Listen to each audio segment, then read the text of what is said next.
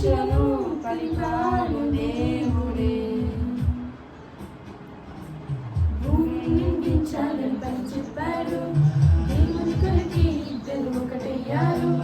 భూమిని నిందించాలని పని చెప్పారు, దేవుని కొరకి ఇద్దరు ఒకటయ్యారు. తేజస్సుతోని తండ్రి దేవుడే, ఆ తండ్రి దూచి తిరుపాలి తల్లిదండ్రులే. ఈ జన్మను ఇచ్చింది దేవుడే, స్త్రీ పురుషులను కలిపాడు దేవుడే. కష్టాలలోనూ నష్టాలలోనూ అవమానాలలోనూ ఇరుకులు ఇబ్బందులలో ఉంటే గట్టెక్కింప చేయండి. ఎవరైనా అనారోగ్యంగా ఉంటే ముట్టి స్వస్థపరచండి అని బ్రతిమలాడుతూ మీ మంచి మాట ధ్యానిస్తుండగా సమయోచితమైనటువంటి జ్ఞానాన్ని అనుగ్రహించండి అని ఈ కార్యక్రమం ద్వారా మీకు మహిమ రావాలని మనస్ఫూర్తితో కోరుకుంటూ ఈ ప్రార్థన యేసుక్రీస్తు వారి పవిత్ర నామములో ప్రార్థించి వేడుకుంటున్నాం తండ్రి, ఆమేన్. ఈరోజు bachelor in Bible theology 3rd సెమిస్టర్లో ఉన్నటువంటి ఫస్ట్ మెసేజ్ ఈరోజు మాట్లాడుకుందాం. అంశం పేరు మహత్తు గల మాట. మాటలలో చాలా రకాలు ఉన్నాయి. వ్యంగ్యపు మాటలు ఉంటాయి, అబద్ధపు మాటలు ఉంటాయి, నిజమైన మాటలు ఉంటాయి, కోపం వచ్చే మాటలు ఉంటాయి, బలమైన మాటలు ఉంటాయి, మహత్తు గల మాటలు ఉంటాయి. ఈ మాటలు చాలా ప్రభావితాన్ని చేస్తాయి. మనిషిని మాటలు ప్రభావితం చేస్తాయి. ఎవరైనా ప్రోత్సహించే మాట అన్నారనుకోండి, ఏమవుతుంది? వాళ్ళకి ప్రోత్సాహం కలుగుతుంది. అవమానించే మాటలు మాట్లాడారనుకోండి, బాధపడతాం. ఉత్తేజపరిచే మాటలు ఉంటాయి చూడండి, ఉత్తేజపడతాం. ప్రేరేపించే మాటలు ఉంటాయి చూడండి, ప్రేరేపించబడతారు. బైబిల్ రాయడానికి ఎవరు ప్రేరేపించారు? పరిశుద్ధాత్మ దేవుడు ప్రేరేపించాడు. మనుషులే రాశారు, కానీ ప్రేరేపించింది మాత్రం పరిశుద్ధాత్మ దేవుడు. కాబట్టి దేవుడు మంచి మాటలని మనుషుల ద్వారా రాయించాడు పరిశుద్ధాత్మ ప్రేరేపణ చేత. అదే మన చేతిలో ఉన్నటువంటి బైబిల్. మరి మహత్తు గల మాట అంటే ఏంటి? మాటకున్నటువంటి పవర్ ఎంత? ఈ మాట గురించి ముఖ్యంగా ఈ సృష్టి నిర్మాణం గురించి చాలామంది చాలా రకాలుగా మాట్లాడారు. సృష్టి నిర్మాణం గురించి చాలామంది చాలా రకాలుగా మాట్లాడారు.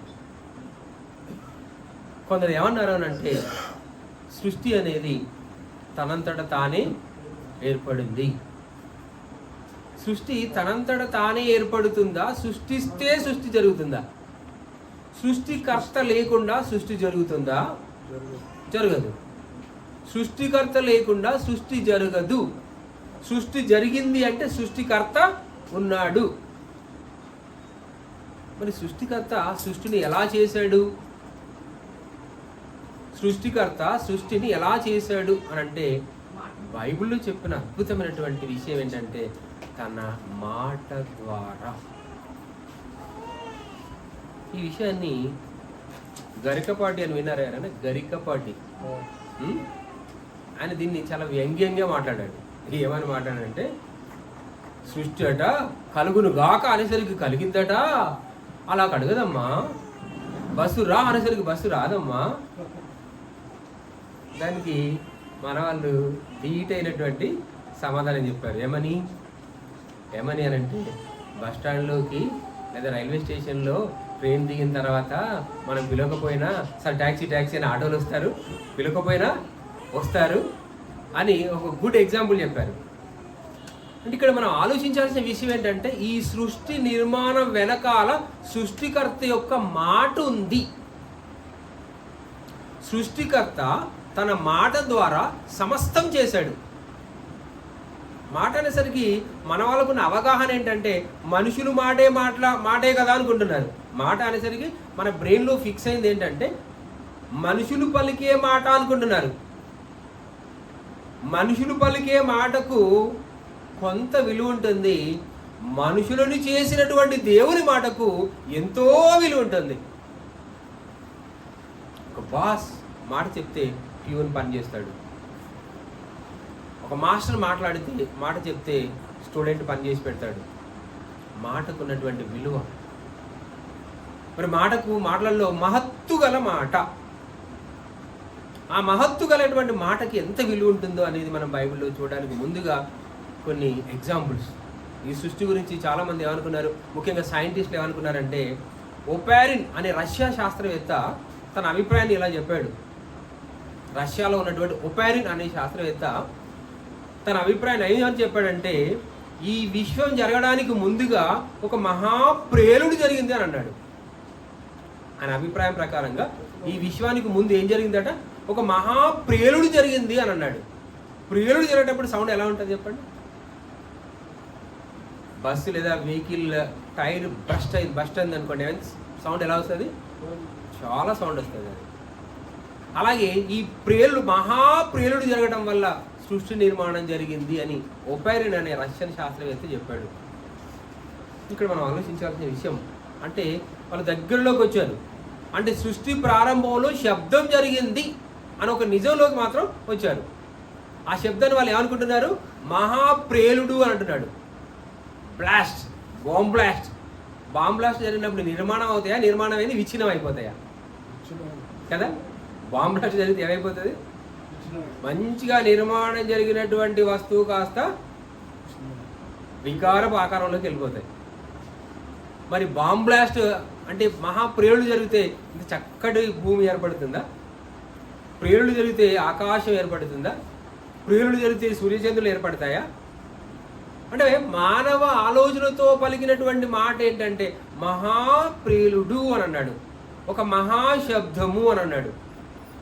శబ్దం వల్ల సృష్టి జరిగింది అనడానికి వాళ్ళ దగ్గర ఉన్నటువంటి అభిప్రాయం అది. కానీ దేవుడు చెప్పిన అద్భుతమైనటువంటి మాట ఒకటి బైబిల్లో ఉంది. ఒకసారి చూద్దాం. బైబిల్లో దేవుడు ఏమని చెప్పాడో ఒక మాట చదువుకుందామండి. బైబిల్లో దేవుడు చెప్పినటువంటి అద్భుతమైనటువంటి మాట హెబ్రీయుల రాసిన పత్రిక 11వ అధ్యాయం 3వ వచనం. హెబ్రీయుల రాసిన పత్రిక 11వ అధ్యాయము 3వ వచనం చదువుకుందాం. ఏమనుందో చూద్దామా? హెబ్రీయుల రాసిన పత్రిక 11వ అధ్యాయము 3వ వచనం చదువుకుందాం. ఏమనుందో చూద్దాం. దేవుడు రాయించిన అద్భుతమైనటువంటి మాట అండి. హెబ్రీయుల రాసిన పత్రిక 11వ అధ్యాయము 3వ వచనం. ప్రపంచములు అని అన్నాడు. మనకు తెలిసింది ఏంటి? ప్రపంచ పటమే తెలుసు. 7 ఖండాలు 5 సముద్రాలు, ఇది ప్రపంచ పటం. పిల్లవాళ్ళకి అడిగే అనుకోండి, ఏం చేసిన ప్రపంచ పటం? అయ్యో ప్రపంచం ఒకటే కదా అని అనుకుంటారు.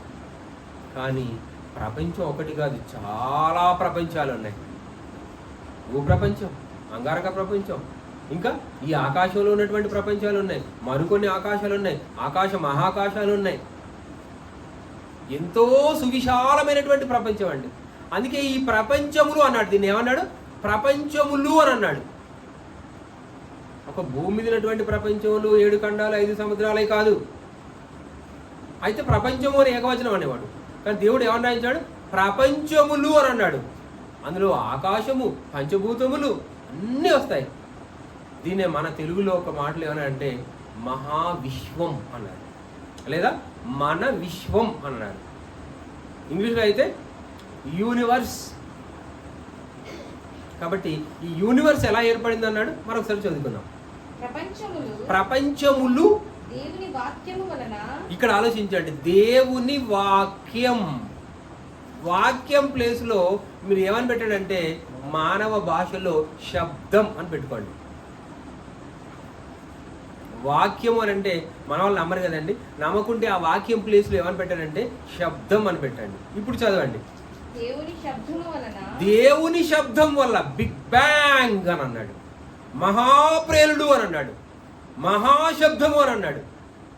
ఎందుకో కానీ శాస్త్రవేత్తలు కాస్త దగ్గరికి వస్తారు, దేవుని మాటలకు కాస్త దగ్గరికి వస్తారేమో అని అనిపిస్తుంది. అంటే నిజం తెలుసుకోలేకపోయారేమో కానీ నిజానికి కాస్త ఉన్నట్టుగా అనిపిస్తుంది మనకు. శాస్త్రవేత్తలు చెప్తున్న మాట ఏంటంటే నిజంగా ఈ సృష్టికర్తలు ఏదో శక్తి అయితే ఉంది అని అంటున్నారు. తెలుసుకోలేదు, నిర్ధారణ చేయలేదు, ఒప్పుకోవడం లేదు ఈ శక్తిని. కానీ వాళ్ళు చెప్తున్న మాట ఏంటంటే భూమి తన చుట్టూ తాను తిరుగుతుంది అంటే తనకు తాను ఎలా తిరుగుతుంది? ఏదో ఒక శక్తి తిప్పుతుంది. భూమి తన చుట్టూ తాను తిరుగుకుంటూ సూర్యుని చుట్టూ తిరుగుతుంది అని అంటే సూర్యుని చుట్టూ తిరగాలని భూమికి ఎవరు చెప్పారు? అంటే ఏదో శక్తి ఉంది. ఈ సూర్యుడు కూడా సౌర కుటుంబం కదా. ఈ సోలార్ ఫ్యామిలీ అనేది ఒక ఆకాశ నక్షత్ర మండలం తిరుగుతుంది, దాన్ని మిల్కీ వే అన్నారు. ఆ మిల్కీ వే కూడా మరొక ఆకాశ మండలం చుట్టూ తిరుగుతుంది. దాన్ని హైడ్రోమెడా అన్నారు. ఆ హైడ్రోమెడా అనే ఆకాశ నక్షత్ర మండలం కూడా మరొక ఆకాశ మండలం చుట్టూ తిరుగుతుంది. దాన్ని హైడ్రోసెంటారస్ అన్నారు. ఈ హైడ్రోసెంటారస్ అనేది కూడా మరొక మహాకర్షణం వైపు వెళ్తుంది. దాన్ని ది గ్రేట్ అట్రాక్టర్ అన్నాడు. దేవుడు అన్నాడు, దేవుడు అన్నాడు. శాస్త్రవేత్తలు ఒప్పుకుంటారు దేవుడు అంటే? శాస్త్రవేత్తలు దేవుడు అంటే ఒప్పుకుంటారంటే ఒప్పుకోరు. కానీ దానికి పేరు పెట్టారు. ఏమని పేరు పెట్టారు? మహాకర్షకం అని పేరు పెట్టారు. ది గ్రేట్ అట్రాక్టర్ అని పేరు పెట్టారు. ఆ మహాశక్తి దేవుడు అనే 3 పదాలతో ఉన్నటువంటిది. దేవుడు అంటే కూడా ఏంటంటే, దేవుడు అంటే ఎవరు? ఆకారం ఉందా? బాహ్య ఆకారం ఉందా? శక్తి. దేవుడు అంటే ఎవరు? శక్తి, ఆత్మ, పవర్. వాళ్ళు అక్కడికే వచ్చారు కదా. మహాకర్షక శక్తి అంటున్నారు. ఇప్పుడు మనం కూడా బైబిల్లో ఏమంటున్నాం? ఆత్మ అంటే ఏంటిది? పవర్, శక్తి, కంటి కనబడని శక్తి. ఆ శక్తి దైవశక్తి. ఆ దైవశక్తి మహాదేవుడు, దేవాది దేవుడు, అందరికీ తండ్రి అయిన దేవుడు. కాబట్టి ప్రపంచంలో ఎలా కలిగాయని అన్నాడు? ప్రపంచములు దేవుని శబ్దము వలన నిర్మాణమైనవని, అందును బట్టి దృశ్యమైనది కనబడని పదార్థములచే నిర్మింపబడలేదని విశ్వాసము చేత. ఇక్కడ విశ్వాసం చేత గ్రహించబడము. కంటి కనబడే వస్తువులట, కంటి కనబడే వస్తువుల చేత నిర్మాణం కాలేదు. కనబడుతుందా? బాటిల్ ఏమున్నాయి చూడండి. బాటిల్ కనబడుతుందా? బాటిల్ ఏమున్నాయి? వాటర్ ఉన్నాయి కదా. వాటర్ లోపల ఏ మాలిక్యూల్ ఉన్నాయో తెలుసా? H2O. హెచ్ కనపడుతుందా మీకు? హెచ్ కనపడుతుందా? ఓ కనపడుతుందా? పిలుస్తున్నారా లేదా? మరి O2 వాయువు, ప్రాణవాయువు పిలుస్తున్నారా లేదా? O2 oxygen. ఆక్సిజన్ కంటి కనపడదు. హైడ్రోజన్ కంటి కనపడదు. ఈ హైడ్రోజన్ 2 పాలు, ఆక్సిజన్ 1 పాలు కలిపితే నీరు అవుతుంది. అంటే బైబిల్లో చెప్పిన మాట ప్రకారంగా చూడండి, సైన్స్కి అంతు చిక్కని జ్ఞానం. సైన్స్కి తెలిసిన జ్ఞానం పర్సెంట్ ఎంత? 10%. సైన్స్కి తెలిసిన జ్ఞానం ఎంత అంటే ఆఫ్టర్ ఆల్ 10%. సైన్స్కి తెలియని జ్ఞానం ఎంత? 90% ఉంది. బైబిల్ చెప్పినటువంటి జ్ఞానం మహాజ్ఞానం, అనంత జ్ఞానం. ఇది వీళ్ళు అనుకుంటున్నటువంటి 100% జ్ఞానం కంటే కూడా మించిన జ్ఞానం. అది బైబిల్లో ఉన్న మహాజ్ఞానం. అది ఆ మహాజ్ఞానం దగ్గర వీళ్ళు వచ్చారండి. 10%లోనే కొట్టుకుంటున్నారు. వీరికి తెలిసినటువంటి మహాజ్ఞానం 10%లోనే ఆలోచిస్తున్నారు. కానీ ఇంకా వీరికి తెలియని 90% ఉంది. అదే దైవ జ్ఞానం, బైబిల్లో ఉన్న మహాజ్ఞానం, అనంత జ్ఞానం. అందుకే దేవుడు చెప్పాడంటే మంచి మాట. యోహాను సువార్త 1వ అధ్యాయం 1వ వచనం. యోహాను సువార్త 1వ అధ్యాయం 1వ వచనం. యోహాను సువార్త 1వ అధ్యాయం 1వ వచనం. ఆదియందు. ఇప్పుడు వాక్యం అనేసరికి ఏమనుకుంటున్నాం చెప్పండి? వాక్యం అంటే దేవుని మాట అన్నాం. దేవుని మాట ఏమనుకుంటున్నాం? మన వాళ్ళు ఏ విధంగా భావిస్తున్నాం? శబ్దం, సౌండ్. ఇప్పుడు వాక్యము ప్లేస్లో శబ్దం పెడితే మనకు వచ్చేది. మరొకసారి చదువుకుందాం. వాక్యం స్థానంలో మనం శబ్దం అనే పేరు పెట్టి మళ్ళీ చదువుకుందాం అండి. వాక్యం చదువుకుందాం. ఎలా ఉంటుంది చూడండి. ఆదియందు శబ్దం ఉండెను. అనుకుంటున్నారా? శబ్దం అనుకుంటున్నారా శాస్త్రవేత్తలు? మహాశబ్దం ఉందని అనుకుంటారా లేదా? ఆదియందు శబ్దం ఉండెను. ఆ శబ్దం ఎక్కడుందట? దేవుని యొద్ద ఉండెను. అంటే శబ్దం చేసిన వాళ్ళు వేరు, శబ్దం వేరు. శబ్దం చేశాడా లేదా? ఆ శబ్దం ఎవరట? ఆదియందు శబ్దం ఉండెను. ఆ శబ్దము దేవుని యొద్ద ఉండెను. శబ్దము దేవుడై ఉండెను. అంటే ఆ పవర్, సౌండ్ ఎవరటండి? సౌండ్ దేవుడు, యేసుక్రీస్తు. కలిగి ఉన్నదేది ఆయన లేకుండా కలగలేదు. అంటే దేవుడు వాక్యంలో తెలియపరుస్తున్న విషయం ఏంటంటే మహాశక్తి మాట. ఎలాంటి మాట అది? మహత్తుగల మాట అంటున్నాడు. మహత్తుగల మాట అని అన్నాడు. ఆ మహత్తుగల మాటకి ఎంత పవర్ ఉంటుందో మరొక మంచి మాటను చదువుకుందాం అండి. దేవుడు రాయించిన అద్భుతమైనటువంటి మాట. కీర్తన గ్రంథం 29వ అధ్యాయం 4వ వచనం. కీర్తన గ్రంథం 29వ అధ్యాయం 4వ వచనం చదువుకుందాం. కీర్తనలు 29వ అధ్యాయం 4వ వచనం. దేవుడు రాయించిన అద్భుతమైనటువంటి మాట ఏమనుందో చూద్దామా? కీర్తన గ్రంథం 29వ అధ్యాయము 4వ వచనం. యెహోవా స్వరము బలమైనది. ఎలాంటిదటండి? బలమైనది. మనకు కండ బలమే తెలుసు, కానీ దేవుని స్వరం బలమైనది. యెహోవా స్వరము ప్రభావము గలది అంటున్నాడు. స్వరము ప్రభావము గలది అని అంటున్నాడు. యెహోవా స్వరము బలము కలిగినది అంటున్నాడు. బలము కలిగినది అని అంటున్నాడు. ఆయన సౌండ్ చేస్తే ఎవరు వెళ్ళలేరండి. అందుకే దేవుడు ఒక మంచి మాట మాట్లాడు, ఆయన స్వరము ఎవరు వినలేరు అన్నాడు. ఆయన స్వరూపం ఎవరు చూడలేరు అని అన్నాడు. చూస్తే బ్రతకడు అన్నాడు, వింటే బ్రతకడు అని అన్నాడు. స్వరూపం చూస్తే బ్రతకరు, ఆయన స్వరం వింటే బ్రతకరు. ఎందుకు? అంత గొప్పగా ఉంటుందండి. ఆయన సమీపింపరాని తేజస్సులో ఉంటారు. ఒకటి, ఆయన ఉనికిని గురించి దేవుడు ఏమని చెప్పాడు? ఆయన సమీపింపరాని తేజస్సులో ఉంటాడు. సమీపించాలనుకుంటే చచ్చిపోతారు. 2, ఆయనను నేత్రాలతో చూడలేరు, చూడాలనుకుంటే చూస్తే చస్తారు. ఆయన స్వరం వినలేరు, వినాలనుకుంటే చస్తారు. అంటే ఇదంతటికి కారణం ఏంటంటే, ఏం చేసినా స్వరం వినాలనుకుంటే చనిపోతారు, ఆయన చూడాలనుకుంటే చనిపోతారు, ఆయన దగ్గరికి వెళ్ళాలనుకుంటే చనిపోతారు. అంత మహాస్వరూపం, అంత మహాస్వరం, అంత మహాస్వరూపం, అంత మహాస్వరం దేవుని స్వరం. యెహోవా స్వరము బలము గలది అని అన్నాడు. బలము గలది అని అన్నాడు. ఎంత బలము గలది అని అంటే, ఆయన శబ్దము చేయగా భూమి కలిగింది. భూమి కలుగుగాక. ఏమైందండి? భూమి కలిగింది. మనకు దేవునికున్న తేడాది. మనం కూడా భూమి కలుగాక భూమి అయిందనుకో, మనకు దేవుని తేడా ఉంటుంది చెప్పండి. మన వల్ల ఏమవుతుందా? మన శక్తి సామర్థ్యాలు ఎంతండి? మనం ఎంత ఆయన దగ్గర మన శక్తి సామర్థ్యాలు ఏంటండి? 6 అడుగులే. మన హైట్ ఎంత అంటది? 6 అడుగులే. మహా అయితే 1-2 ఇంచులు ఇంకా ఎక్కువ ఉంటాయేమో కదా. ఆయన ఎత్తు ఎంత? ఆకాశ మహాకాశములు పట్టజాలని ఎత్తు అయినది. ఆయనతో పోల్చుకుంటే మనం ఎంతండి?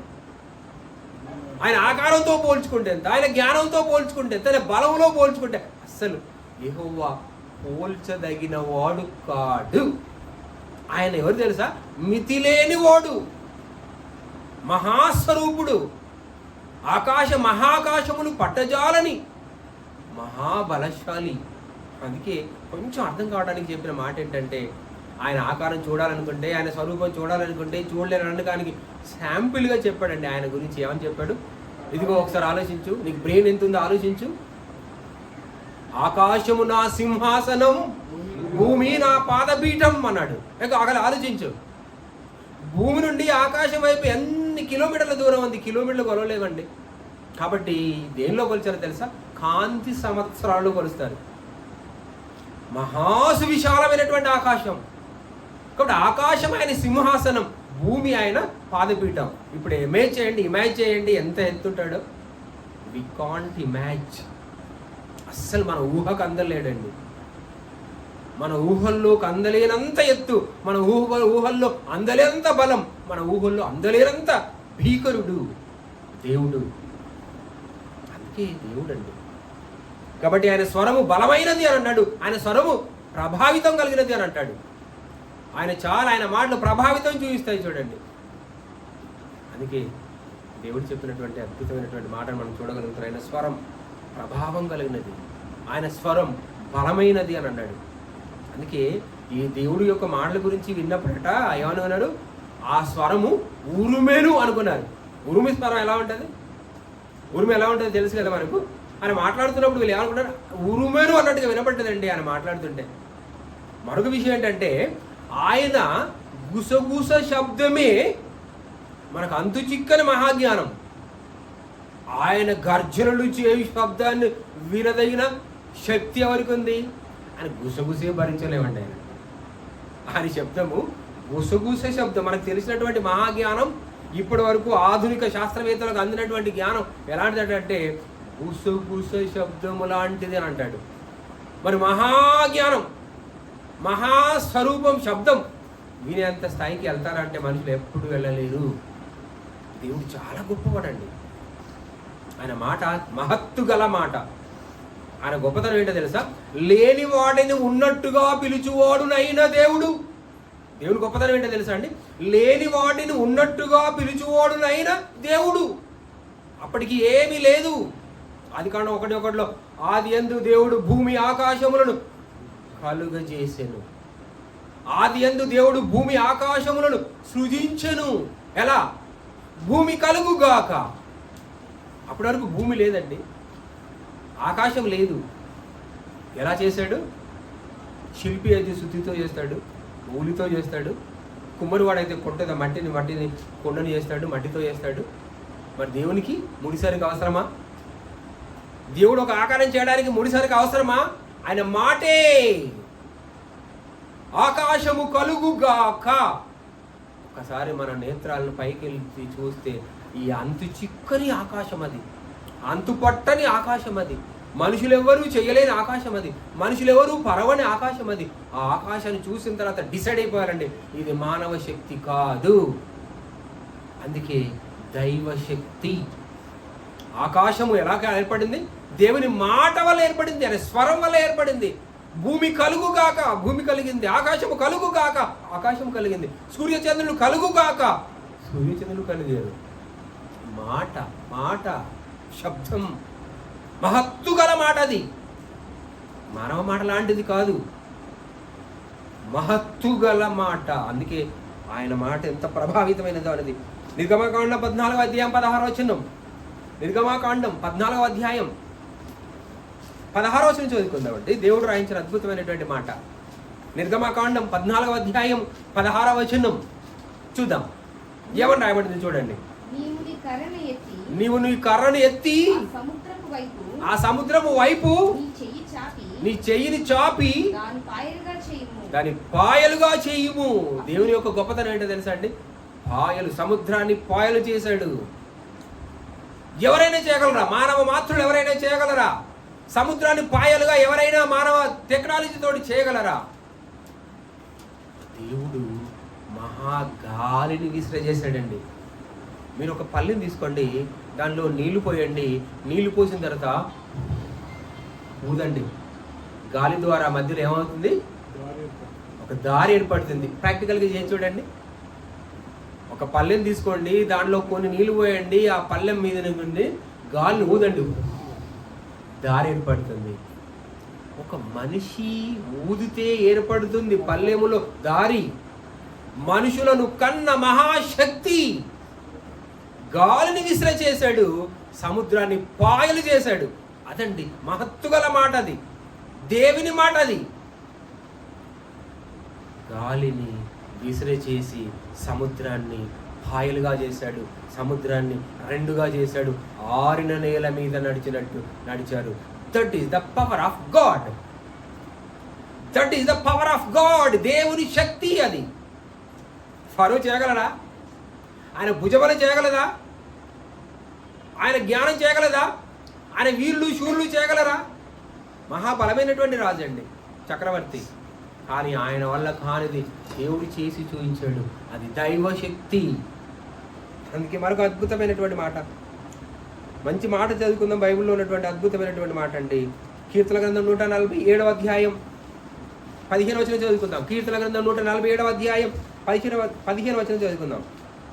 దేవుడు రాయించిన అద్భుతమైనటువంటి మాట. కీర్తన గ్రంథం 147వ అధ్యాయం 15వ వచనం ఏమని రాయించాడు చూద్దాం. భూమికి ఆజ్ఞ. ఆజ్ఞ అంటే శబ్దం, మాట. భూమికి ఆజ్ఞ ఇచ్చేవాడు ఆయనే అని అన్నాడు. భూమికి ఆజ్ఞ ఇచ్చేవాడు ఆయనే. ఆయన వాక్యం అంటే శబ్దము, ఆయన మాట బహువేగముగా పరిగెత్తినట్టండి. ఎలా పరిగెడుతుంది తెలుసా?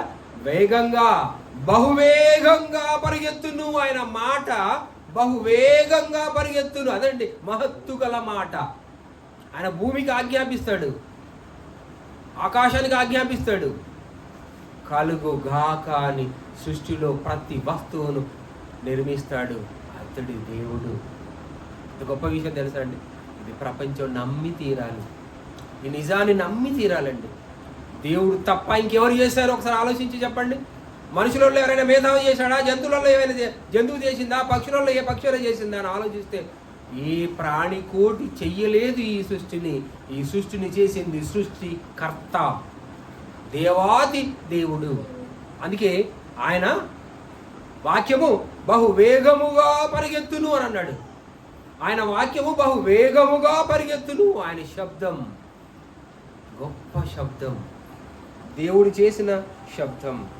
ఇర్మియా 23:29, ఇర్మియా గ్రంథం 23వ అధ్యాయం 29వ వచనం చదువుకుందామండి. 23వ అధ్యాయం 29వ వచనం, ఇర్మియా గ్రంథము.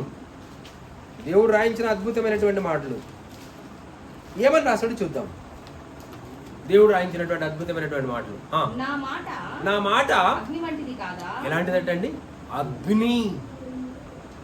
దేవుడి యొక్క మాట ఎలాంటిదంటే అగ్ని అని అన్నాడు. అందుకే దేవుడు ఎవరంటే తెలుసా అండి? ఆయన దహించు అగ్ని. దేవుని గురించి ఏమైనా రాయబడింది? ఆయన దహించు అగ్ని అని అన్నాడు. అగ్నికి ఏమైనా అడ్డు అండి? అగ్నికి ఏమైనా అడ్డా? అగ్నిలో ఇనుప కడ్డి వేస్తే ఎర్రగా ద్రవంగా మారిపోద్దండి. బంగారం వేస్తే కరిగి నీరవుతుంది, బంగారపు నీరు. అసలు అగ్నికి అడ్డు లేదండి. అడవిని తగలబెడుతుంది, ప్రతిదాన్ని కాల్చివేస్తుంది. అసలు ఆ అగ్నికి అడ్డు లేదు. ఆయన అగ్ని. ఆయన మాటలు ఎలాంటి అంటే తెలుసండి? ఆయన మాట ఎలాంటి అంటే బండలను బద్దలు చేయు సుత్తి. ఎంత పెద్ద బండ అయినా కూడా చూడండి, ఇప్పుడు గుట్టలు గుట్టలు కరిగిపోతున్నాయండి. మేము ఏ ప్రాంతానికి సువార్తకి వెళ్ళినా, కరీంనగర్ వెళ్ళామనుకోండి, ఆ కరీంనగర్ హన్మకొండ బయలుదేరిపోతే ఇంకా కరీంనగర్ దగ్గరలోకి వెళ్ళిపోతే ఒకప్పుడు ఉన్నటువంటి గుట్టలు ఏమైనా నేలమట్టం అయిపోయింది. గుట్టలను కరిగేస్తున్నారు, గుట్టలను పిండి చేస్తున్నారు, గుట్టలను పిప్పి చేస్తున్నారండి. బండ, నా మాట బండలను బద్దలు చేసే సుత్తె వంటిది కాదా? ఎంత బండ అయినా కూడా సుత్తెతో బండను ఏం చేస్తాం? పగలగొడుతుందండి సుత్తె. అంత బలమైనది దేవుని మాట. నా మాట అగ్ని వంటిది కాదా అంటే దేవుని యొక్క మాట అగ్ని వంటిది, మహాప్రభావశీలమైనది. చూస్తే మంచి అడవి ఉంటుంది, ఆ అడవి అంతా కూడా అగ్ని వేసాము 24 hours లేదా కొన్ని రోజులలో బూడిద. అగ్నికున్నది పరిస్థితి ఏంటో తెలుసా అండి? మంచి అందమైనటువంటి ఆకారంగా ఉంటాడు, మంచి అందమైనటువంటి దేహంతో ఉంటాడు. అతడు ఆత్మ వెళ్ళిపోయిన తర్వాత అయ్యగారిని గంధపు చెక్కల మీద వేస్తారు, నిప్పండిస్తారు. ఏమైపోతాడండి?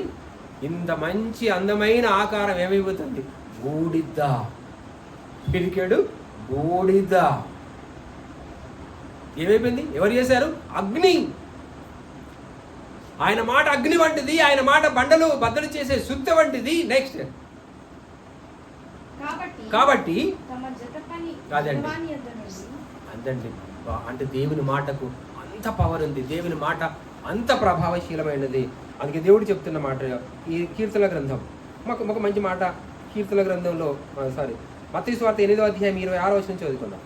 మత్తయి సువార్త 26వ అధ్యాయం, మత్తయి సువార్త 8వ అధ్యాయం 27, మత్తయి సువార్త 8వ అధ్యాయం 27 చదువుకుందామండి. ఒక అద్భుతమైనటువంటి సందర్భాన్ని చూడగలుగుతున్నాం. మత్తయి సువార్త 8వ అధ్యాయం 27 చదువుకుందామండి. ఆ మనుష్యులు ఆశ్చర్యపడి ఈయన ఎట్టివాడో, ఈయనకు గాలియు సముద్రమును లోబడుచున్నవని చెప్పి. అప్పటి వరకు గాలి తుఫాను వచ్చిందండి, బీభత్సమైన గాలి తుఫాను వస్తుంది. ఆ గాలి తుఫాను వచ్చినప్పుడు పడవలో ఉన్నటువంటి వాళ్ళు భయపడిపోతున్నారు. నీకు అయిపోయింది, ఈ రోజుతో మాకు చివరి రోజు అనుకున్నారు. పేద గాలి తుఫాను వచ్చినప్పుడు పడవలో ఉన్నప్పుడు ఏమనుకుంటారంటే ఈ రోజు మాకు చివరి రోజు అనుకున్నారు. అప్పటికి యేసయ్య ఏం చేస్తున్నాడు? హాయిగా నిద్రపోతున్నాడు. యేసు ప్రభు హాయిగా నిద్రపోతున్నాడు. అందరూ లేపారండి. లేపిన తర్వాత ఆయన లేచి గాలిని సముద్రమును గద్దించను. అప్పుడు గాలి సముద్రము మిక్కిలి నెమ్మది ఆయన అన్నాడు. మిక్కిలి నెమ్మది ఆయన అన్నాడండి. సైలెంట్ అయిపోయింది. అప్పటి వరకు భీకరంగా గాలి సముద్రం ఉప్పొంగుతుంది. గాలి అందంటే ప్రచండమైనటువంటి గాలి వేగంతో ఉన్నటువంటి ఆ పరిస్థితులలో యేసు ప్రభు ఎప్పుడైతే స్వరం ఇప్పాడో, గాలిని సముద్రమును గద్దించాడో, అది మిక్కిలి నెమ్మది అయిపోయాడండి, సైలెంట్ అయిపోయింది. That is the power of Jesus Christ. దేవుని యొక్క మాట. యేసుక్రీస్తే దేవుని యొక్క మాట. కాబట్టి మనం ఆలోచించాలి, దేవుని మాట చాలా ప్రభావం కలిగినది, దేవుని మాట చాలా శక్తి కలిగినది, దేవుని మాట చాలా వేగంగా పరిగెత్తేది, బలమైనది. అందుకే మనం అనేకసార్లు చదువుకున్నాం, ఎబ్రాయ పత్రిక 4:12 అనేకసార్లు చదువుకున్నాం. వాక్యం ఎలాంటిదటండి? అది బలము గలదై 2 అంచుల ఎటువంటి ఖడ్గము కంటేను వాడిగలదై ప్రాణ ఆత్మ కీళ్లను విభజించినంత మట్టుకు విభజించుతూ, ఏమన్నాడు? మూలుగలను కూడా విభజిస్తూ హృదయం యొక్క తలంపులను కూడా మార్చగలిగినది ది వర్డ్ ఆఫ్ గాడ్. పక్కకున్న దొంగ ఊరికైనా మారిపోయాడండి. మారు అంటే మారతారా? మాట వేసాడు అంతే. ఆ మాట ఎక్కడికి వెళ్ళిపోయిందో తెలుసా? ప్రభువా వీరిని క్షమించండి, ప్రభువా వీరు ఏం చేయించున్నారు, వీరు ఎరగరు కనుక వీరిని క్షమించండి ప్రభు అన్నప్పుడు పక్కకున్నటువంటి దొంగ వింటున్నాడండి. ఆ మాటలు చెవిలోకి వెళ్ళిపోయి, హృదయంలోకి వెళ్ళిపోయి, హృదయాంతరంలోకి వెళ్ళిపోయాయి, ఆయన తలంపులోకి వెళ్ళిపోయి, చి నేను దౌర్భాగ్యుడను, బందిపోడు దొంగను కనుక నాకు శిక్షపడుతుంది. ఎంత మంచి మాట అండి. ప్రపంచంలో ఎవరైనా తనను చంపుచున్నటువంటి వారిని ప్రతీకారం తీర్చుకుంటాడే తప్ప, అవకాశం అయితే చనిపోతూ చివరికి ఒక్కడైనా చంపి చనిపోతారే తప్ప ఎవరైనా క్షమించమని ఇప్పటికైనా చరిత్రలో ఎవరైనా అన్నారా? కనుక ఈ మాట ఎక్కడికి వెళ్ళిపోయిందండి. అనేక మాటలు సిలువలో యేసుక్రీస్తు గారు పలుకుతున్నటువంటి మాటలు అనేక హృదయంలోకి వెళ్ళిపోయి తలంపులను మార్చేసి మారుమనసు చేసిందండి. ఆయన అన్నాడు, ఇక ప్రభువా నీ రాజ్యంతో వచ్చినప్పుడు నన్ను జ్ఞాపకం చేసుకో, వెంటనే నేడు నీవు నాతో కూడా పరదేశంలోకి వెళ్తానన్నాడండి. ఒక మాట మనిషిని మార్చగలుగుతుంది, దైవపు మాట మనిషిని మార్చగలుగుతుంది. జక్కయ్య మారాడు అని అంటే యేసు మాట. ప్రతి పాపి యేసు మాటతో మారతాడు. ఈరోజు ప్రపంచాన్ని మార్చడానికి ఒకే ఒక ఆయుధం, అదే దేవుని మాట. ఆ మాటే మహత్తు గల మాట. కనుక దేవుని మాట మహత్తు గలదని గ్రహించుదాం. మన జీవితంలో ఆ మాట ప్రకారంగా నడుచుకుందాం. మన హృదయాంతరంగంలో దేవుని యొక్క మహత్తు గల మాటను దాచుకుందామని మీ అందరికీ మనం చేస్తే ఈ మాటలు ఇంతటితో ముగిస్తున్నాను. Thank you everybody, thank you అండి. ప్రార్థన చేసుకుందామండి. పరలోకమందున్న మా తండ్రి, మీ శ్రేష్టమైన ఉన్నత నామానికి వందనాలు, స్తుతులు, స్తోత్రాలు చెల్లిస్తున్నాం ప్రభువా. మీ దివ్య మాట, చలనైన మాట, ప్రభావితమైన మాట, బలమైన మాట, మహత్తు గల మాట, మా హృదయాలను మార్చిన మాట, మా బ్రతుకులను మార్చే మాట, ప్రపంచాన్ని స్థాపించే మాట, సృష్టిని కలగజేసిన మాట, విలువైన మాట, మహత్తు గల మాట, మీ మాట మా నోట ఉంచండి. అనేక హృదయాలను కదిలించుటకు కృప చూపండి. సంఘాన్ని దీవించండి, కుటుంబాలను ఆశీర్వదించండి, అనేకులను సంఘంలో చేర్చండి. వచ్చిన ప్రతి ఒక్కరిని తండ్రి మీ జ్ఞానం చేత నింపండి అని మమ్మల్ని అందరినీ మీ చల్లని చూపులతో కాచి కాపాడండి. యేసు నామములో ఈ ప్రార్థనని సమర్పించి వేడుకుంటున్నాం తండ్రి, ఆమేన్. అందరికీ వందనాలు. Thank you.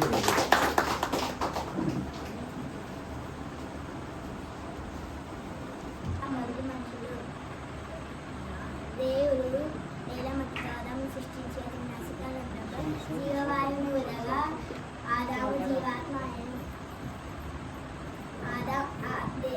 ఆదాము అందమైన ఏదైనా తొండలో ఉన్నాడు.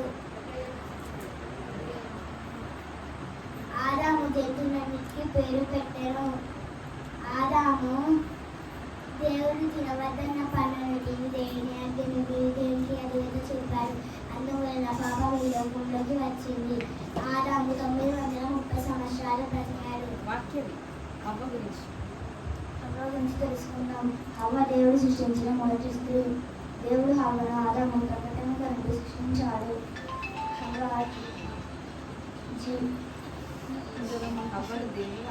హవ్వను దేవుడు ఆదామునకు సర్వాలుగా భార్యగా ఇచ్చాడు.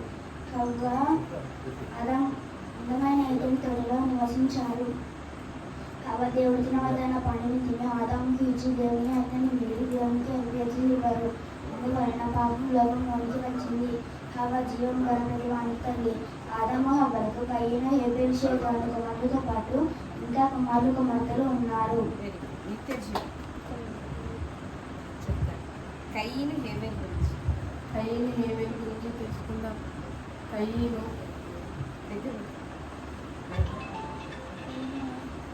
ఆదాము మరియు హవ్వకు పుట్టిన మొదటి కుమారుడు ఏవేలు, రెండవ కుమారుడు ఏవేలు కయ్యను కయ్యేనుకి తమ్ముడు. కయ్యేను రైతు, హేబేలు గొర్రెల కాపరి. కయ్యేను తన పంటలో కొంత యెహోవాకు అర్పణ తెచ్చాడు. హేబేలు తన గొర్రెల మందలో మొదలు పుట్టిన వాటిని అర్పణగా తెచ్చాడు. హేబేలు అర్పణ లక్ష్య పెట్టాడు కానీ కయ్యను అర్పణ లక్ష్య పెట్టలేదు. కాబట్టి కయ్యేనుకు మిక్కిలి కోపం వచ్చి తన తమ్ముడైన హేబేలు మీద పడి అతన్ని చంపాడు. ఇది భూమి మీద జరిగిన మొదటి హత్య. కనీసం అందుకు దేవుడు కయ్యను శిక్షించాడు. కనీసం కయ్య నుండి వచ్చిన సంతానమైన దేవుడికి దగ్గరగా దుస్తులుగా మారిపోయారు. షేతు గురించి తెలుసుకుందాం. షేతు ఆదాము మరియు హవ్వకు పుట్టిన మూడవ కుమారుడు. షేతు నుండి వచ్చిన సంతానం దేవుడికి దగ్గరయ్యారు. షేతు కుమారుడు ఏనోషు యెహోవా నామమున ప్రార్థనతో ప్రారంభించాడు. షేతు వంశావళిలో హానోకు దేవునితో నడిచాడు, అనగా ప్రార్థన జీవితాన్ని, యెహోవాను వెంబడించుకునే జీవితాన్ని కలిగి ఉన్నాడు. ప్రభువైన యేసుక్రీస్తు పేరిట వందనాలు.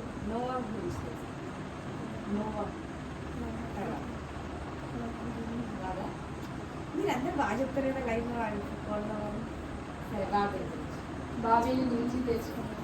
నోవాహు జలప్రవాహం తర్వాత ప్రజలు ఆకాశం నుండి ఒక గోపురమును కట్టుకొని పేరు సంపాదించుకుందాము అని అనుకున్నారు. మీరు ఫలించి అభివృద్ధి పొంది విస్తరించి భూమిని నిర్మించుడి అనే దేవుని మాటకు వ్యతిరేకంగా వారు భూమి అంతటా విస్తరించకుండా ఒక పట్టణంను గోపురము కట్టుకుంటూ సిద్ధపడి ఆ కాలంలో భూమి అంతటా ఒక భాషలో ఒక పలుకును ఉండను. అయితే దేవుడు ప్రజలందరికీ భాష ఒకటే గనుక వారి పనిని ఆరంభించారు. వారు ఈ పనిని మానుకోవాలంటే ఉత్తమం అని భావించి వారి భాషను తారుమారు చేయటయే ఉత్తమం అని భావించి వారి భాషను తారుమారు చేశాను.